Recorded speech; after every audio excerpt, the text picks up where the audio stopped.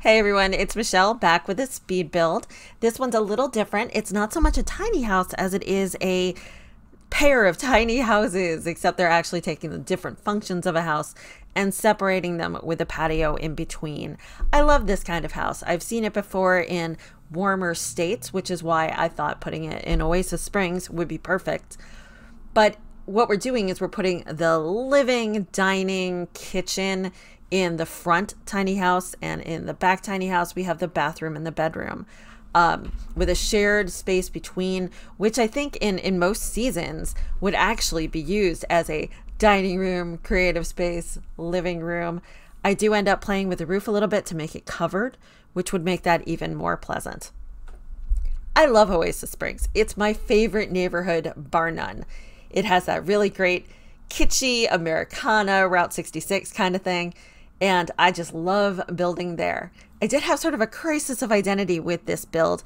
You know, did I want to make it super bohemian? Did I want to make it sort of Spanish revival? Did I want to make it farmhouse? And I think I ended up with sort of a collection of all three, and decided to make it dedicated really to artistic Sims who would want to play with tile and a lot of different decorative finishes.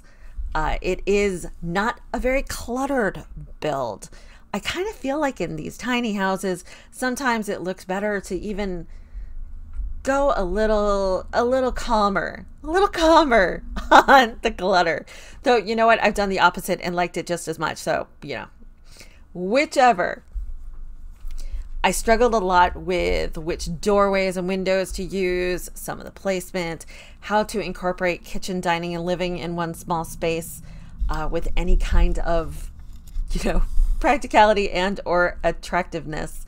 The big thing you'll notice if you download this, and I'll put the link in the description below, is that it does change a little bit in the gallery version after play testing. If you want your lot to be usable by Sims, it's really imperative that you do play test it before you upload it to the gallery. So I found out things like the bathroom orientation was wrong and the Sim wasn't able to use the shower.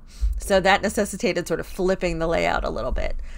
They also were getting a little hung up with one of the doorways, so I moved that. Just a few little things that I think you'll notice if you do download it from the gallery.